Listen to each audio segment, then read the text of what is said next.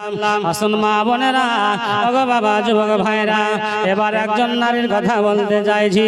এমন একজন জননী মায়ের কথা বলতে চাই গো, এমন একজন মেয়ের কথা বলতে চাই জীবনে কোনোদিন ভুল কথা বলেননি।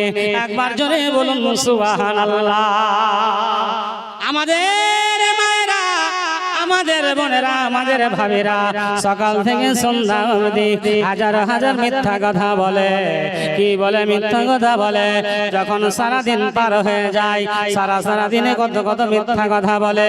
যখন রাত্রির বেলা বিছানায় ছেলেকে ঘুমাতে যাবে, ছেলেকে বলবে বাবা রে তাড়াতাড়ি করে ঘুমিয়ে যাও, বাবা তোমার আব্বা তোমাকে মারবে।